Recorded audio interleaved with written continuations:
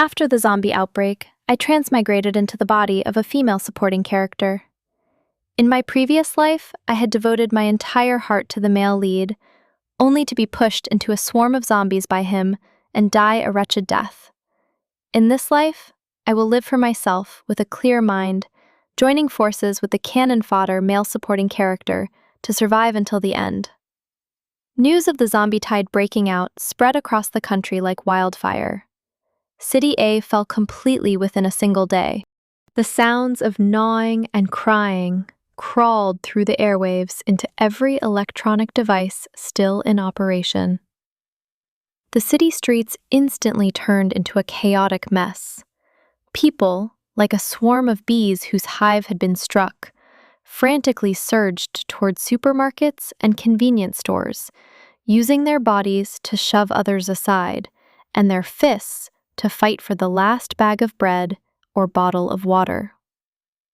I stood at a street corner, the tips of my fingers still retaining the coldness from when my memories awakened. I am the vicious female supporting character in this post-apocalyptic novel. To snatch the male lead, Jiang Xun, I used every means possible to make life difficult for the female protagonist, only to be personally pushed into a zombie nest by the male lead in the end, leaving not even a bone behind. Don't anyone try to snatch these from me. They're all mine. A man held a dagger, its tip still dripping blood, his eyes bloodshot like a beast driven mad by hunger. Behind him lay an old man whose leg had been stepped on and broken. No one spared him a second glance. I dug my nails into my palms. In my previous life, I was just like this, rushing into the chaos time and again, just to get close to the male lead, eventually turning my life into a joke. This time, I only want to survive, or find a quiet place to peacefully exhaust my remaining supplies. Anything is better than being torn apart by zombies. I turned and walked toward my residential compound, avoiding the crowds, waving clubs and sticks. As I passed the small shop at the entrance of the compound, I saw the owner desperately pushing against the door, trying to keep the looting crowd out. But in the next second, several burly men crashed through the door and shoved him into a corner. The owner's tears mixed with dust as they fell. He watched his shelves being emptied, his lips trembling. Yet he didn't even dare to utter a single curse. I looked away.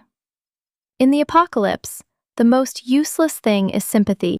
I can barely look after myself, so how could I have the right to care about others? Just as I turned into the stairwell of my unit building, a familiar figure blocked my path. Jiang Xun. This name was like a fine needle pricking into my dusty memories. In high school, he was the school hunk and top student whom all the girls had a crush on. On the day of the graduation ceremony, he held a bouquet of white roses and stopped me below the podium. But my eyes were only for Jiang Xun. Without even listening to him finish, I impatiently dropped the words, "I already have someone I like," and ran toward my childhood sweetheart without looking back. I thought we would never meet again, but now he stood before me, his brows and eyes sharper than in his youth, his gaze hiding a profound depth I couldn't decipher. He looked at me, his gaze like a net slowly tightening, making my whole body tense up. "Long time no see," he spoke first, his voice deep with a hint of undetectable hoarseness. "Long time no see." I subconsciously took half a step back, my fingertips turning white from clenching. I remembered in the original plot, after he learned I had been thrown into the zombie nest by the male lead, he rushed to save me like a madman, but in the end, he couldn't even find my corpse. Finally, he tried to kill the male lead to avenge me, but he was merely an insignificant cannon fodder. The male lead was the child of destiny, and naturally, heaven was on his side. Thus, he was also personally sent into the zombie pile by the male lead. He died for me. This realization hit my heart like a stone, stirring up a wave of bitterness. I looked up at him. There was no resentment in his eyes, only a nearly paranoid focus, as if he were looking at a long-lost treasure. "Why are you here?" I tried to make my voice sound calm. "I remember your university was in City C." "I came here after graduation," he interrupted me, his gaze sweeping over the chaotic street behind me. "I rented a place here, right next door to you." I froze. That neighbor next door, whom I had never greeted, was actually him. Seeing my stunned expression, a hint of a smile hooked the corner of his mouth. "I've waited for you for a long time, Xiaomeng." Wind poured in from the stairwell entrance, carrying the smell of blood and cries from outside. Looking at the emotions churning in the depths of his eyes, I suddenly realized that in this life, something had already changed. I rushed into my own home, almost as if I were escaping, slamming the door behind me. My living room was piled with the instant noodles, compressed biscuits, and mineral water I had stockpiled in advance, enough to last me 3 months. I collapsed onto the sofa, my mind full of Jiang Xun's face. The way he looked at me was like a lurking predator that had long ago marked me as its prey. In the original plot, he was just a cannon fodder mentioned in passing, but now he told me he had lived next door to me for several years. Knock, knock, knock. A knocking sound rang out, neither heavy nor light, just enough for me to hear. I went to the peephole and saw Jiang Xun standing outside, holding a thermal container. "I cooked some porridge. You probably haven't eaten yet." His voice came through the door panel, as gentle as that youth from the past. I bit my lip and didn't open the door. "No need. I have my own food." There was silence outside for a few seconds, and then his voice rose again. "Xiaomeng, I know what you're afraid of. I won't force you. It's just that, with the situation outside right now, being alone is too dangerous." I slid down against the door and sat on the floor, tears suddenly falling. What I feared was not the zombies, but the ending of my previous life and the irrepressible obsession hidden in the depths of this man's eyes. I didn't want to implicate anyone else, and even less did I want to form any more entanglements. "Go away, Jiang Xun," I said with a sob. We stopped having anything to do with each other long ago. There was no more sound outside the door. I thought he had left, until the middle of the night, when I was startled awake by a slight noise. I crept to the wall and pressed my ear against it. From next door came his voice, very low, yet terrifyingly clear. "She's still afraid of me." His voice carried a bit of self-mockery. But it doesn't matter. Now that the outside is full of zombies, she can only rely on me. As for Zhang Xiaohei's side, he's taking the female lead toward the base and can't worry about this place for now. Another unfamiliar male voice spoke. "Brother, do you really want to protect her? She ruined you in the previous life." "Ruined me?" Jiang Xun let out a laugh, a sound devoid of warmth. "She was just blinded by the plot. Now that she's awake, I won't let anyone hurt her again, including Zhang Xiaohei." I felt cold all over. It turned out he knew everything. He knew I was a supporting character. He knew the ending of the previous life. And he had even been waiting for me to awaken. I covered my mouth, not daring to make a sound. It turned out the safe house I imagined had long ago become someone else's cage. Early the next morning, I packed a small backpack, intending to sneak away before dawn. But as soon as I opened the door, I saw Jiang Xun standing there. He was wearing sportswear, holding a folding knife, and looking at me with a calm gaze. "Where are you going?" he asked. I backed up until my back hit the cold wall. "Jiang Xun, what exactly do you want to do?" "I want to protect you." He took a step forward, trapping me between himself and the wall. "Xiaomeng, I failed to save you in the previous life. In this life, I won't let go again." His aura enveloped me, I could smell the faint scent of disinfectant on him, along with a reassuring woody fragrance. But I was even more afraid. His protection felt more like a form of imprisonment. "I don't need your protection," I pushed him away. "I just want to live on my own." "On your own?" He grabbed my wrist with a force I couldn't break. "Look outside. In the current city B, can a woman survive for even 3 days? Do you think that by hiding at home, you can hide from the zombies and those people snatching supplies?" His words were like a knife, piercing the bubble of my self-deception. Yes, in the apocalypse, no one can remain untainted. Just then, a piercing scream came from downstairs, followed by the sound of objects hitting the ground. We both looked out the window. A woman in the building opposite was pushed down, falling into a pool of blood. Several men rushed up and snatched the backpack from her hands. Jiang Xun shielded me behind him, his gaze as cold as ice. "Do you see? This is what you want?"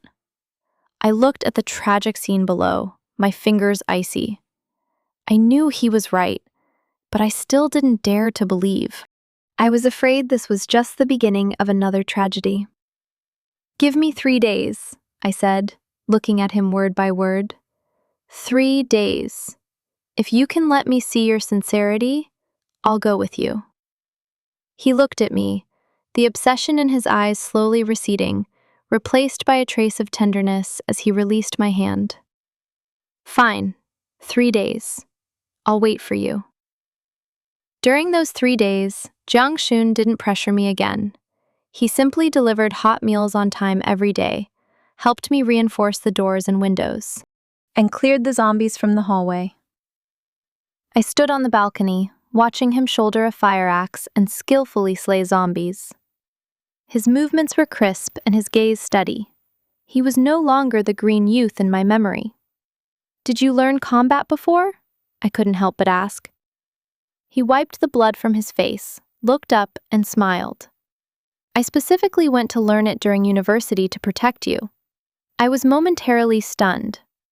It turned out he had been silently preparing for me since a long time ago. On the morning of the 4th day, a violent vibration woke me. Black smoke rose in the distance. The defensive line had been breached, and the zombie tide was sweeping toward us. "Xiaomeng, quick, let's go!" Jiang Xun burst through the door. I took his outstretched hand.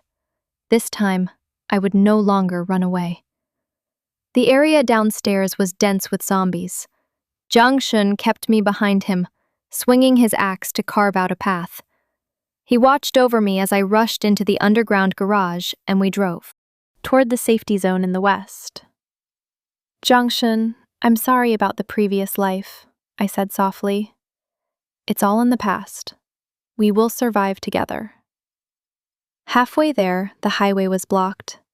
We got out of the car to bypass it and unexpectedly encountered Zhang Xiaohe and Su Yu. Seeing me holding hands with Jiang Xun, Zhang Xiaohe's face darkened, and he spoke out to question me. I interrupted him directly. "The old Xiaomeng is already dead. I only want to live with the people I care about." Jiang Xun shielded me behind him and coldly rejected their proposal to travel together. Zhang Xiaohe eventually left with Su Yu. I leaned into Jiang Xun's embrace and asked if we could survive. He said firmly that as long as we were together, we definitely could. The car drove into the mountains. Jiang Xun was running a high fever, the fuel was running low, and mutated zombies were appearing ahead. We had no choice but to abandon the car and walk. Ignoring his fever, he insisted on carrying me forward. The mountain forest was frighteningly silent. Suddenly, a giant mutated zombie pounced down from a tree. Jiang Xun immediately pushed me aside and rushed forward with his axe. The zombie's claws slashed his arm, and blood instantly seeped out. My eyes turned red. I grabbed a stone and smashed it hard against the back of the zombie's head. Jiang Xun took the opportunity to strike a vital spot with his axe, resolving the danger. I hurriedly bandaged him. He held my hand and said it didn't hurt, and we continued forward. We once again ran into the trapped Jiang Xun and Su Yu. Su Yu was knocked down by a zombie and cried out desperately for help, but for his own safety, Jiang Xun heartlessly pushed her toward the zombies and fled alone.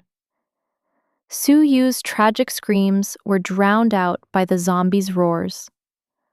I watched coldly from the side, only feeling that my past self was incredibly absurd to have been mistaken about such a thin-blooded and ungrateful person. Jiang Xun pulled me close to block out the bloody sight. We did not stay, heading straight for the safety zone. After entering the safety zone, Jiang Xun collapsed with a high fever due to exhaustion and his injuries. Even in his coma, he tightly gripped my hand, murmuring for me not to leave. I stayed by his side, taking care of him meticulously, promising never to leave again. After he recovered, we obtained a small wooden cabin in the safety zone. In the morning, there was sunlight, and outside the window there were birds singing. The bloodiness of the apocalypse had receded, leaving only stability. I leaned into his arms and asked if the future could always be like this. He told me solemnly that the darkness would eventually pass, and we would accompany each other until we grew old.